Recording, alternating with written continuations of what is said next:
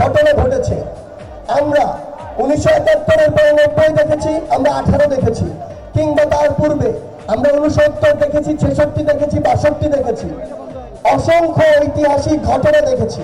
কিন্তু সবচেয়ে গুরুত্বপূর্ণ যে বিষয়টি, একটি স্বাধীন দেশে প্রায় 18 কোটি স্বাধীন মানুষ যখন 16 বছর ধরে একটি ফ্যাসিস্ট সরকারের হাতে জিম্মি হয়ে থাকে, তার মত প্রকাশের স্বাধীনতা জিম্মি হয়ে থাকে, তার ভোটাধিকার জিম্মি হয়ে থাকে, তার যে অন্যান্য মৌলিক অধিকার সেগুলো জিম্মি হয়ে থাকে, তখন প্রথম একটি দেশের স্বাধীনতার সার্বভৌমত্বের পরে দ্বিতীয় পর্যায়ে আবার একটি স্বাধীনতার জন্য এদেশের ছাত্র জনতা নিজের জীবন দেওয়ার জন্য রাস্তায় ঝাঁপিয়ে পড়ে। আমরা অসংখ্য জায়গায় দেখেছি আমার কোনো এক ভাই গুলি খেয়ে রাস্তায় পড়ে রয়েছে, তাকে অন্য দুইজন ভাই তার ওই শহীদি দেহটি নিয়ে সরিয়ে নিয়েছে, তাদের ওই তিনজনের জায়গায় পিছন থেকে এসে আবার তিনজন দাঁড়িয়ে গিয়েছে জীবন দেওয়ার জন্য। এটা হচ্ছে সেই স্পিরিট, যে স্পিরিট নিয়ে ওই সিএমএইচ ঢাকা মেডিকেল সহ বিভিন্ন হসপিটালে আমার অসংখ্য ভাই একটি হাত হারিয়ে, একটি পা হারিয়ে, আরেকটি হাত আরেকটি পা বিলিয়ে দেওয়ার জন্য এখনো প্রস্তুত রয়েছে। এটি হচ্ছে সেই স্পিরিট। আমার যে ভাই তার নিজের দুটি চোখ হারিয়ে পৃথিবীকে দেখার যে চিরতর বাসনা, সেই বাসনাকে ধূলিসাৎ করে তার পরিবারে তার প্রিয় মানুষগুলো, তার সন্তান, তার সহধর্মিনী, এই মানুষগুলোকে সারা জীবনের জন্য দেখার যে দৃষ্টি, সেই দৃষ্টির দুই চোখ হারিয়ে এখনো তার নিজের জীবন দেওয়ার জন্য প্রস্তুত রয়েছে। আমাদের বুঝতে হবে এই যে 2024 সালের ছাত্র জনতার যে স্পিরিট, সেই স্পিরিট এমনি এমনি তৈরি হয়নি। বিগত 16 বছর ধরে বাংলাদেশের সকল রাজনৈতিক দল বিভিন্নভাবে বিভিন্ন সময়ে আমাদের এই ফ্যাসিস্ট সরকারের বিরুদ্ধে আন্দোলন করেছিল, কিন্তু এই আন্দোলনগুলো কখনো সফল হয়নি, কারণ পুরো বাংলাদেশ কোন সময়ে আমরা ঐক্যবদ্ধ হতে পারিনি। এই 2024 সাল এমন একটি সাল যেখানে এই ছাত্র জনতার অভ্যুত্থান, ছাত্রদের একটি কোটা সংস্কার আন্দোলনকে কেন্দ্র করে শুরু হলেও 2024 সালে যখন এটি শেষ হয়, তখন এটি ছাত্র জনতার এমন একটি আন্দোলনে রূপান্তর হয়েছিল যেখানে ওই ফ্যাসিস্ট আওয়ামী লীগের দোসররা ব্যতীত বাংলাদেশের সকল রাজনৈতিক দল, সকল মত, সকল ধর্ম, সকল বর্ণ, সকল বয়সের মানুষ একত্রিত হয়ে ঐক্যবদ্ধ হয়ে রাস্তায় নেমেছিল বলেই ওই ফ্যাসিস্ট হাসিনার পতন ঘটেছিল।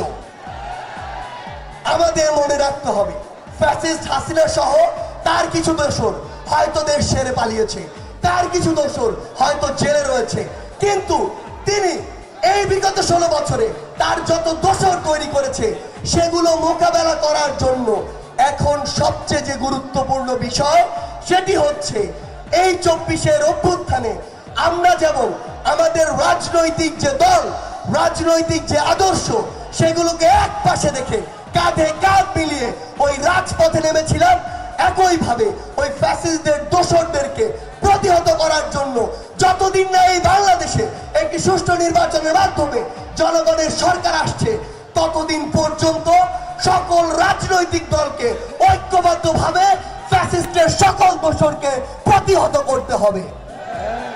একটা জিনিস মনে রাখবেন, আমরা যারা সকল রাজনৈতিক দল, সকল ছাত্র জনতা মিলে এই ছাত্র জনতার অভ্যুত্থানটি ঘটিয়েছি, আমরা যেই রাজনৈতিক আদর্শেরই হই না কেন, আমরা যদি আজকে নিজেরা নিজেদের মুখোমুখি দাঁড়িয়ে যাই একটি নতুন জনতার সরকার নির্বাচিত হওয়ার পূর্বে, তাহলে ওই ফ্যাসিস্টের দোসররা যারা এখন গর্তে লুকিয়ে আছে, যারা এখন আত্মগোপনে রয়েছে, তারা দুইটা কাজ করবে। এক, আমাদের নিজেদেরকে লাগানোর জন্য তারা সর্বোচ্চ চেষ্টা করবে, নিজেদেরকে মুখোমুখি দাঁড় করিয়ে দিয়ে তারা পিছন থেকে মজা নেবে, এবং তৃতীয়ত আমরা নিজেরা যখন নিজেদের মধ্যে সংঘাতে লিপ্ত হব, এই সুযোগটি নিয়ে তারা তাদের দেশের ভিতরের, দেশের বাইরের যত দোসর রয়েছে সকলকে নিয়ে আমাদের উপরে পাল্টা আরেকটি হামলা করবে। গুরুত্বপূর্ণ কথাটি হচ্ছে, পিছন থেকে যেই সাপেরা এখনো ছোবল দেওয়ার জন্য অপেক্ষা করছে, তাদেরকে প্রতিহত করার জন্য সবচেয়ে গুরুত্বপূর্ণ বিষয় রাজনৈতিক আদর্শকে একপাশে রেখে দেশের স্বার্থে, স্বাধীনতার স্বার্থে, বাংলাদেশের জন্য, আমাদের নিজেদের স্বার্থে আবারও 24-এর এই স্পিরিটটিকে সাথে নিয়ে আমাদের যে কোনো মূল্যে ঐক্যবদ্ধ থাকতে হবে। এই যে আন্দোলন, এই আন্দোলন একটি সরকারি বিশ্ববিদ্যালয় থেকে শুরু হলেও এই আন্দোলন কোনোদিন শুধু একটি বিশ্ববিদ্যালয়ের আন্দোলন ছিল না। এই আন্দোলন যেদিন আমি ঢাকা বিশ্ববিদ্যালয় থেকে, আমি আমার ভাই বোনেরা আমাদেরকে বাধ্য করে বের করে দেওয়া হয়, সেদিন আমরা ভাবছিলাম এই আন্দোলন মনে হয় শেষ হয়ে গিয়েছে, শেষ হয়ে যাচ্ছে। কিন্তু তারপরে আমার প্রাইভেট বিশ্ববিদ্যালয়ের ভাই বোনেরা, স্কুল কলেজ মাদ্রাসার ভাই বোনেরা যেভাবে ঐক্যবদ্ধভাবে এই 17 তারিখে প্রতিহত করেছিল, এই 15 তারিখে আবার নতুন করে নেমেছিল, এই 16 তারিখে যখন তারা ওইভাবে আবার জীবন দেওয়ার জন্য প্রস্তুত হয়েছিল, তখন এই আন্দোলন নতুন করে আবার শুরু হয়েছে। এই আন্দোলনে প্রত্যেকেরই তার জায়গা থেকে সর্বোচ্চ অবদান রয়েছে। আমাদের কোনো প্রয়োজন নেই কাউকে ছোট করার, কাউকে বড় করার, কারণ আমরা জানি না কে কার জায়গা থেকে কতটুকু সাফার করেছে, কতটুকু কষ্ট করেছে। আমরা জানি না ওই হাসপাতালে আমার কোন ভাইটি এখনো কাতরাচ্ছে, আমরা জানি না আমার কোন বোনটি স্বামী হারিয়ে এখনো অগোচরে ওই রুমের ভিতরে আবদ্ধ থেকে চোখের পানি ফেলছে, আমরা জানি না আমার কোন ভাইটি তার জীবন দিয়েছে কিন্তু তার পরিবারের, তার উপরে সকল নির্ভরশীল সদস্য কিভাবে চলবে সেই চিন্তাটি প্রতি মিনিটে মিনিটে করছে।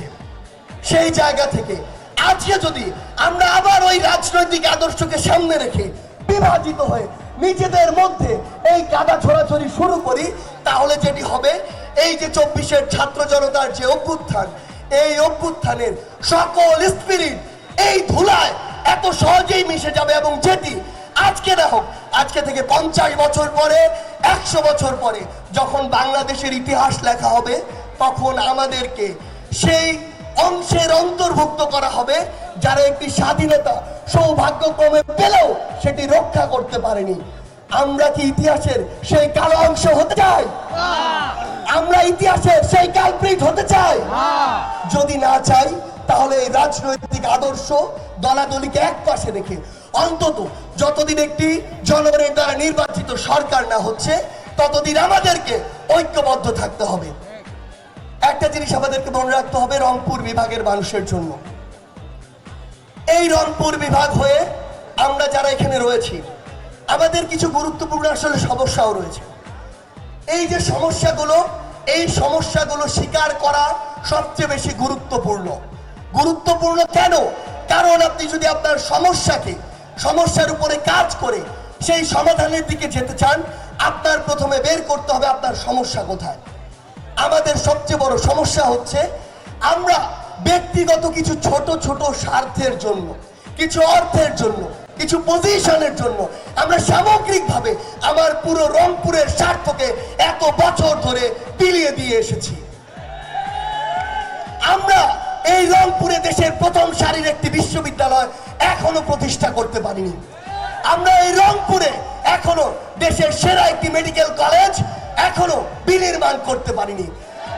এখনো যখন আমাদের এই রংপুরে আমার কোন একজন ভাই বা বোন একদম সিরিয়াসলি অসুস্থ অবস্থায় চলে যান, তাকে দৌড়ে নিতে হয় ঢাকায়। এই যে ঢাকা 8 থেকে 10 ঘন্টার যে রাস্তা, এই রাস্তা অতিক্রম করতে করতে একটা মানুষ কয়বার মরবে আপনারা নিজেরাই চিন্তা করেন। আমরা কেন ওই ঢাকায় যে হসপিটালগুলোতে আমরা যাই, সেই হসপিটালগুলোর মতো কয়েকটি হসপিটাল এই রংপুরে প্রতিষ্ঠা করতে পারি না? কারণটা হচ্ছে আমরাই কিছু মানুষ আমাদের ভিতরকার, আমরা আমাদের ব্যক্তিগত কিছু স্বার্থের জন্য, কিছু মুনাফার জন্য এই যে ইনভেস্টও করি, সেটিও করি ঢাকায়। কিংবা এখানে যে ভাগটি পাবে কোনো একটি প্রতিষ্ঠান হলে, তার চেয়ে যদি ঢাকায় হয় সেখানে বেশি ভাগ পাবে। এই জন্য আমাদের চিন্তা হচ্ছে ভাগ যেখানে বেশি পাওয়া যাবে সেখানেই আমরা আমাদের ব্যবসা করব। এলাকার কথা আমাদের মাথায় থাকে না। একটি জিনিস মনে রাখবেন, আমরা যদি এগিয়ে যেতে চাই, সবার আগে যে জিনিসটি দরকার আমাদের শিক্ষা ক্ষেত্রে এগিয়ে যাওয়া। আজকে আমার রংপুর বিভাগে হাতে গোনা 2-3টি বিশ্ববিদ্যালয়, এবং সেই বিশ্ববিদ্যালয়গুলোর বাজেট এমন দেয়া হয় যা দেশের প্রথম সারির বিশ্ববিদ্যালয়ের তুলনায় সিটি করিও না। আপনি যখন একটি বিশ্ববিদ্যালয়কে ভালো পর্যায়ে নিতে চাইবেন, আপনি যখন শিক্ষার্থীদেরকে যারা দেশের সেরা মেধাবী তাদেরকে ওই বিশ্ববিদ্যালয়গুলোতে চাইবেন, তখন আপনার ঠিক কতটুকু পরিমাণ বাজেট প্রয়োজন হবে। আপনি দেখবেন দেশের অধিকাংশ বিভাগে বড় বড় ইঞ্জিনিয়ারিং বিশ্ববিদ্যালয় রয়েছে, কিন্তু এই রংপুর বিভাগে কি আছে? আপনি যদি আপনারা সহ শুরু করে যারাই আগামী এই রংপুরের নেতৃত্বে থাকবেন, আপনাদের অনুরোধ করছি দেশের সেরা একটি ইঞ্জিনিয়ারিং বিশ্ববিদ্যালয় এই রংপুর বিভাগে লাগবে। দেশের সেরা কয়েকটি মেডিকেল হসপিটাল এবং একটি মেডিকেল বিশ্ববিদ্যালয় এই রংপুর বিভাগে লাগবে। আমরা বছরের পর বছর ধরে বলি তিস্তা ব্যারেজের কথা, আপনাদেরকে পরিসংখ্যান শোনাই। বাংলাদেশের জেলাগুলোর বিভিন্ন গ্রেড রয়েছে। বাংলাদেশে এ গ্রেডের কিছু জেলা, বাংলাদেশের প্রথম সারির কিছু সিটি কর্পোরেশন যেই বাজেট পায় বছরে, পুরো রংপুর বিভাগ সেই বাজেট পায়নি 16 বছরে। এই বিষয়গুলো নিয়ে আপনাদের কথা বলতে হবে। মনে রাখবেন, কথা বলার যে সুযোগটি, সেই সুযোগটি আপনাদেরকে দেয়া হয়েছে। এখন আপনি কথা বলবেন কিনা সেই বিষয়টি অবশ্যই আপনার ভেবে দেখতে হবে। আজকে আমার সবচেয়ে যে বিষয়টি ভালো লেগেছে, আমাদের এই যে সাংবাদিক ভাইরা, যেই সাংবাদিক ভাইরা বিগত 16 বছরে যা বলা উচিত ছিল, যা বলতে চেয়েছিল, তা কিন্তু তারা বলতে পারে নাই। কিন্তু আজকে এত বড় একটি মঞ্চে হাজার হাজার ছাত্র জনতার সামনে তাদের যে জিনিসটি মনোভূত হয়নি, তারা প্রতিবাদ চালাতে পেরেছে।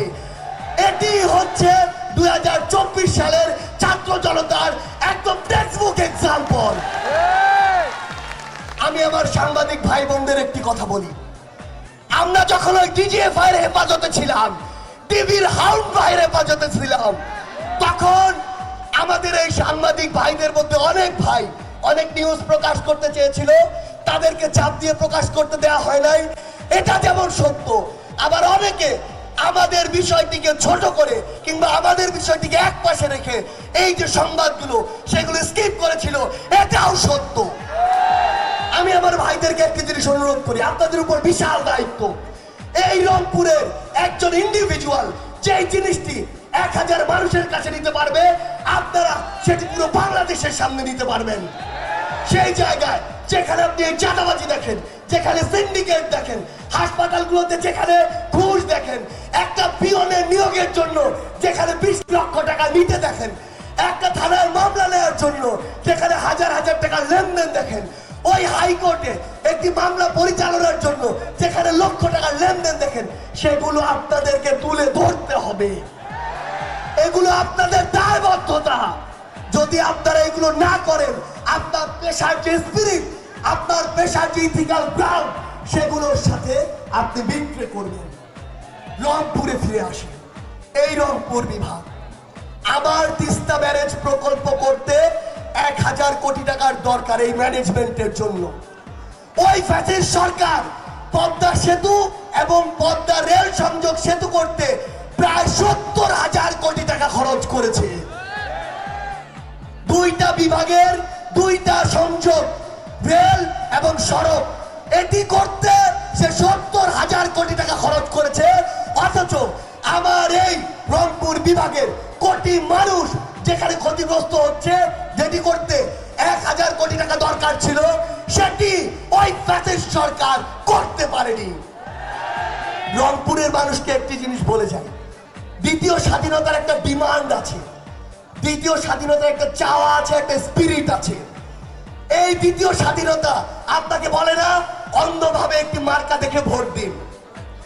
এই দ্বিতীয় স্বাধীনতা আপনার কাছে চায় না আপনার 14 গোষ্ঠী যে দল করে এসেছে আপনি সেই দল করুন।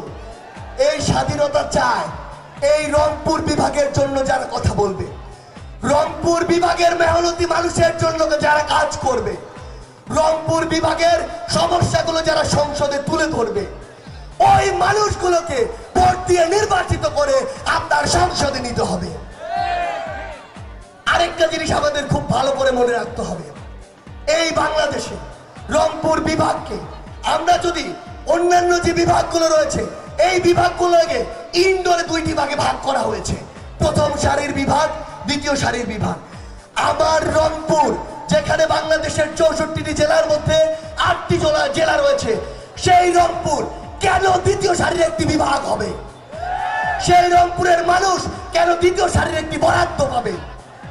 সেই জায়গা থেকে আমাদের সবচেয়ে গুরুত্বপূর্ণ দায়িত্ব হচ্ছে আমাদের যে পরবর্তী প্রজন্ম, আমাদের যে সন্তানেরা, তাদেরকে আপনারা সর্বোচ্চ সুশিক্ষায় শিক্ষিত করুন।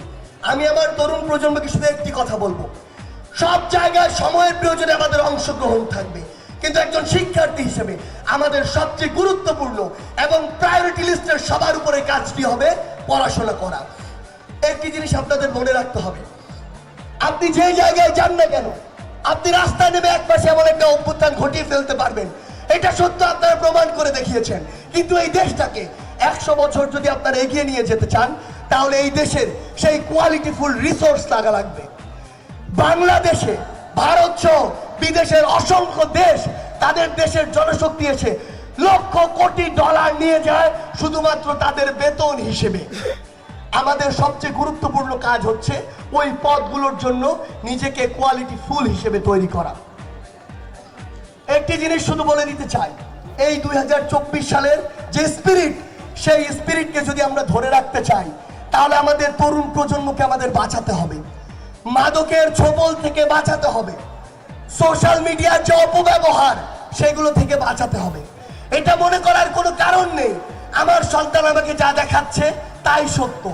আমরা জানি না পিছনে কি ঘটছে, আমরা জানি না আড্ডা দিতে গিয়ে কি ঘটছে, আমরা জানি না পড়াশোনা করতে কি ঘটছে। এখানে যেমন আমার পরিবারের দায়িত্ব রয়েছে, আমার সামনে যারা আমার তরুণ প্রজন্ম রয়েছে তাদের ব্যক্তিগত জায়গা থেকে অনেক দায়িত্ব রয়েছে। দায়িত্ব রয়েছে আমার বাবা মার কথা মানার, আমাদের পারিবারিক যে মূল্যবোধ, নৈতিকতা, বড়দের সম্মান করা, ছোটদের স্নেহ করা, এই যে মিনিমাম ম্যানারগুলো, এই ম্যানারগুলো থেকে আমরা নিজেদের অজান্তে কিছুটা দূরে সরে যাচ্ছি। কিন্তু আমাদের অবশ্যই এই ম্যানারে আসতে হবে, কারণ সবচেয়ে গুরুত্বপূর্ণ যে বিষয়টি সেটি হচ্ছে শৃঙ্খলা। আপনি যদি আপনার জীবনের একটি গুরুত্বপূর্ণ ধাপে না যাওয়া পর্যন্ত এই শৃঙ্খলাটি বজায় না রাখতে পারেন, তাহলে আমাদের যে লাইন, সেই লাইন থেকে আমাদের চ্যুত হতে হবে। আমাদের এখানে অসংখ্য ভাই রয়েছেন যারা আজকে নির্দ্বিধায় একটি পাঞ্জাবি পরে, একটি টুপি পরে, একটি পায়জামা পরে আসতে পেরেছেন। এটাই 24-এর ছাত্র জনতার সবচেয়ে বড় স্বাধীনতা। কারণ বিগত 16 বছরে এই যে ড্রেসগুলো, এই ড্রেসগুলো দেখলে তাদেরকে ইচ্ছা মতো ট্যাগ দেওয়া হয়েছে। আমি জানি আজকে বাংলাদেশের সকল রাজনৈতিক আদর্শের ভাইয়েরা বোনের এখানে উপস্থিত আছেন। একটা জিনিস শুধু আপনাদের বলি, বিগত 16 বছরে ফ্যাসিস্ট আওয়ামী লীগ আপনাকে ওই জেলে ঢুকিয়েছে মিথ্যা মামলা দিয়ে, আপনাকে হাইকোর্টে চক্কর কাটিয়েছে মিথ্যা মামলা দিয়ে, আপনাকে থানায় ঘুরিয়েছে মিথ্যা মামলা দিয়ে, আপনার উপরে চাঁদাবাজি করেছে অন্যায়ভাবে, আপনার উপরে সিন্ডিকেটের বোঝা চাপিয়ে দিয়েছে অন্যায়ভাবে। এই কারণেই 16 বছর পরে সকল রাজনৈতিক দল ঐক্যবদ্ধ হয়ে ওই ফ্যাসিস্টের পতন ঘটিয়েছে। কিন্তু আজকে যদি আমরাই, আমাদের মতো কেউ, আমি উদাহরণ হিসেবে বলছি, আজকে যদি আমি ওই একই কাজগুলো করি, তাহলে সবচেয়ে বড় যে কথা, সবচেয়ে বড় যে কষ্ট, সেটি হচ্ছে আমার যে হাজারের অধিক ভাই জীবন দিয়েছে, আমার যে হাজার হাজার ভাই বোন নিজের অনেকে দেহ অঙ্গ হারিয়েছে, অনেকেই রয়েছে যারা সম্ভ্রম হারিয়েছে। এই যে স্পিরিট, সেই স্পিরিটটি ধূলিসাৎ হয়ে যায়। সেই জায়গা থেকে আপনাদের প্রতি অনুরোধ, যে নির্মম নির্যাতন নিপীড়নগুলো দেখে 16 বছর পরে এই ছাত্র জনতার অভ্যুত্থান হয়েছে, আপনাদের কাছে বিনীত অনুরোধ, দয়া করে ঐক্যবদ্ধ থাকুন এবং এই কাজগুলো থেকে শিক্ষা নিয়ে এই কাজগুলো থেকে বিরত থাকুন। না হলে ওই শেখ হাসিনার যে অবস্থা হয়েছে, সালমান এফ রহমানের যে অবস্থা হয়েছে, বিবি হারুনের যে অবস্থা হয়েছে, আজ না হোক 10 বছর পরে হোক, 16 বছর পরে হোক, যারা এই বিষয়গুলোকে এখনো ধারণ করবে তাদেরও ওই একই অবস্থা হবে। পরিশেষে রংপুরের মানুষকে, আমার ছাত্র জনতাকে দুটি কথা বলে শেষ করতে চাই। যেই ছাত্র জনতা ঐক্যবদ্ধভাবে এই ছাত্র জনতার অভ্যুত্থান ঘটিয়েছেন, শুধু একটা জিনিস মনে রাখতে হবে আমাদের, আমরা কোনো অথরিটি না, আমরা একটা প্রেসার গ্রুপ। এই প্রেসার গ্রুপটি কোনো কাজ যদি করতে চায় তাকে অবশ্যই আইনগত প্রক্রিয়ায় করতে হবে। আমরা যেন আবারও ক্ষমতার অপব্যবহার করে কোনো কিছু হতে বাধ্য না করি, আমরা যেন আমাদের আইনগত প্রক্রিয়াটি বেছে নেই, তাহলেই দেশ স্থিতিশীলতার দিকে যাবে। এবং জনতার উদ্দেশ্যে শুধু একটি কথাই বলি, এই দেশের যে সিস্টেমগুলো ভিতরে ক্যান্সার তৈরি হয়েছে, এই ক্যান্সারটি যত দ্রুত সম্ভব আমাদের নির্মূল করে জনগণের ভোটের মাধ্যমে একটি নির্বাচিত সরকারে যেতে হবে। এবং এটার জন্য দুইটি কাজ আমাদের করতেই হবে। এক, আমাদের ধৈর্য ধরে এই অন্তর্বর্তীকালীন সরকারকে সহযোগিতা করতে হবে, এবং দুই, আমাদেরকে এই রাজনৈতিক আদর্শ দলাদলি আর মুখোমুখি হওয়ার যে ট্র্যাডিশন, যে কালচার, সেটি থেকে কিছু সময়ের জন্য বিরত হয়ে ঐক্যবদ্ধ থাকতে হবে। প্রিয় রংপুর, আমার জন্মভূমি, আমার বিভাগ রংপুর। পরিশেষে শুধু একটি কথাই বলি, আমাদেরকে অনেক নামে নাম দেয়া হয়, কিন্তু এ বিষয়ে কেউ কোনোদিন দ্বিমত করতে পারেনি যে রংপুরের মানুষ ভালো মানুষ। এই যে ভালো মানুষ, এর চেয়ে বড় প্রাইডের জায়গা আর হতে পারে না। সেই জায়গা থেকে আমাদের এই গর্ব, এটিকে ধরে রেখে ঐক্যবদ্ধ থেকে আমাদের সামনে যে ভবিষ্যৎ প্রজন্ম রয়েছে, কিংবা আরেক পাশে আমাদের অগ্রজ অভিজ্ঞতা সম্পন্ন যারা রয়েছে, আমাদের ঐক্যবদ্ধভাবে থেকে দেশের বৃহত্তর স্বার্থে ক্ষুদ্র ক্ষুদ্র স্বার্থগুলোকে, ক্ষুদ্র ক্ষুদ্র মান অভিমানগুলোকে এক পাশে রেখে বাংলাদেশের জন্য কাজ করতে হবে, রংপুরের জন্য কাজ করতে হবে। সে পর্যন্ত সবাই ভালো থাকবেন, ঐক্যবদ্ধ থাকবেন। এই কথা নামে